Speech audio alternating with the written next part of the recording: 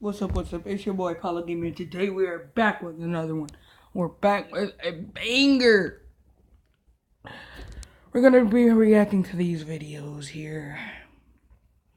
They're scary, so if you don't like scary videos, then you can just click away. But make sure you like and subscribe, comment, tell me what you want to see next. Without further ado, let's get right into it.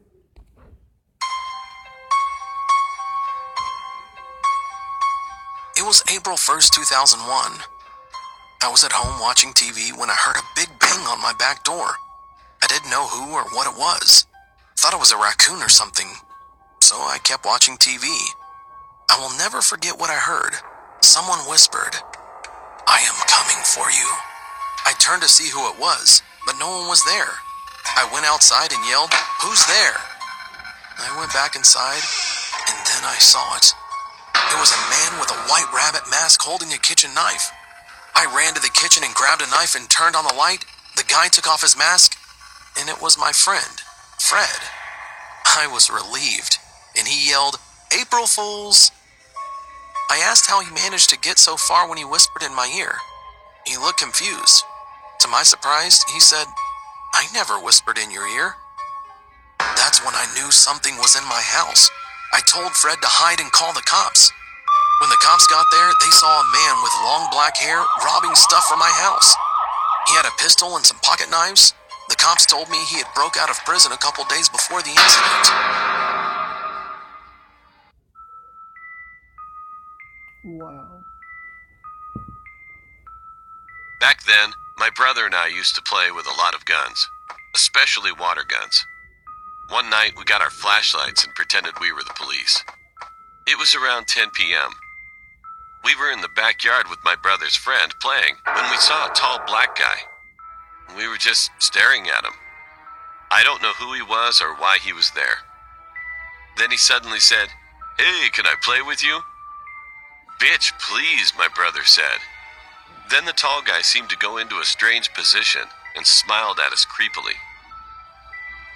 I was so scared, so I aimed my gun at the guy when my flashlight lit up the face of the man. I will never forget what I saw. There was a big X on the middle of his forehead, and the guy was eating a piece of glass, literally eating it and bleeding. We didn't know what to do while we ran back into the house. My brother's friend jumped outside the fence and he didn't come back. We were standing near the window and my brother told me to call Mom and Dad. When I called my mom, I heard a loud smash coming from the big window on the front door. My brother quickly grabbed my shirt and dragged me upstairs. At that moment, I couldn't talk to my mom because then I would make a sound. We stayed silent for about 20 seconds. Then we heard a footstep near my side. I was about to tilt my head to take a look when I suddenly heard a gun get reloaded. My brother quickly punched the guy. I ran so fast downstairs. We had to live. We were almost to the door when we heard a gunshot. We quickly ran to the nearest neighborhood and told someone what happened. We called Mom and Dad and also dialed 911. When the police came to our house, they found fresh blood trails from the living room to the bathroom.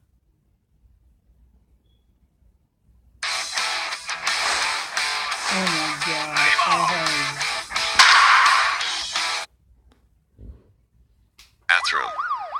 There, they found the guy bleeding to death, as if the guy wanted us to watch him commit suicide or possibly kill us.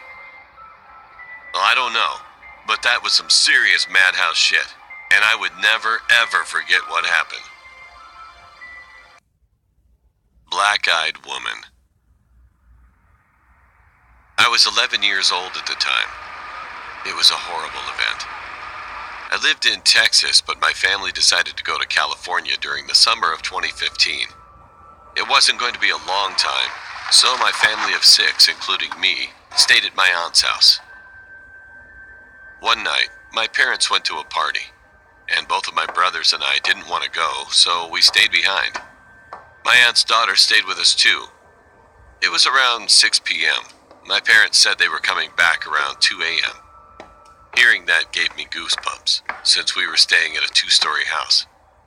I've always been scared of 2-story houses for this reason. As soon as our parents left, we all decided to eat snacks. Well, we wanted to, but there weren't any. My cousin asked us if we wanted to go to the store with her. Since she was already 19, she could drive by herself. My brother said yes, but I told him I do want snacks, but I don't want to go. I thought that my brothers would want to stay behind too, since they were just 2 years older than me. But instead, they just said, okay. They all left without me. I was all alone. 15 minutes in, I was sitting on the couch playing on my iPad. Suddenly, I heard a sound coming from upstairs. I decided to check what it was, but as soon as I started to go up the stairs, a glass cup fell down the stairs. I ran to my uncle's room and hid inside the closet. After 2 minutes of hiding, the lights in the room started flashing. I could see it from the crack under the door. I wanted to text my brother, but I left the iPad on the couch. Soon after, I heard another sound from upstairs. Well, that's how I knew that whatever was doing all the scary stuff was definitely upstairs. I decided to run out of the house, and then try to ask the next door neighbors to let me into their house for a bit. But before I could, I checked the upstairs window when I got outside, and I saw a figure in one of the rooms. It was a clear image since it was barely 7 p.m. The figure was definitely the creepiest thing I've ever seen in my life. I saw a woman with a black dress. She was pale and had dark eyes. It was as if she accidentally messed up her makeup and got black makeup all around her eyes. She also looked kind of like a nun. I stood there, watching her for like 10 seconds. And then I saw a car driving in from the side. I moved near the garage and the car came closer. It parked at the house. I realized it was my cousin with both of my brothers. I was relieved. They asked me why I was outside, and I said I wanted to take a picture of the house from outside. I didn't tell them the truth. They didn't realize I didn't have my iPad when I said this. Once we got inside the house, I followed them upstairs. I was obviously behind them since I was scared. Nothing happened the rest of the day, until that night. It was 10 p.m. It was raining. I just wanted to see the thunder, so I moved the curtains to look out the window. A bit of light came in because of the lightning, and that's when I saw it again. Oh my god.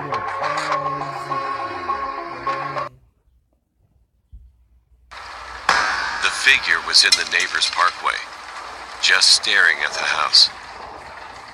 I will never forget that night, no matter how hard I try.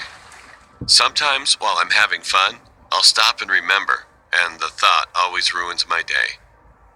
The thought that the woman from that night might always be out there, looking for me.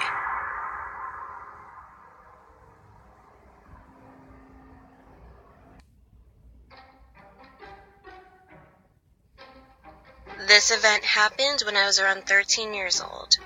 I was going on a family road trip with my parents and siblings. My brother was 16 at the time and my half-sister was 21. I don't completely remember where we were going or where we stayed since it was almost 15 years ago. All I remember was that we rented a cottage in a small village. Next to the village was a lot of mountains surrounding the perimeter, and there were probably only 20 houses in the village. Next to the cottage was a small lake that was big enough to kayak in, and to the right of the little lake was a small shed. The shed was very old, and its ceiling had been poorly repaired. There was ivy growing all over it. Although this may not seem scary, the door was wide open, and the place we were staying at was all fenced off with a really high fence. This probably meant that no one would be able to come into our property. Later that same day, my brother and I decided to check it out since we had nothing else to do other than swim in the lake before dinner. Bear in mind, this happened in the winter, meaning it would get dark much earlier than in the summer. We walked up towards the shed, and as we walked towards it, we realized that a source of light was shining through the ceiling. It didn't seem like it was a normal ceiling light, but was almost like a torch. We saw the light slowly move around in between the cracks of the shed. Then, in one sudden motion, the light randomly pointed at us. My brother and I were petrified by the situation. We both looked at each other with blank expressions.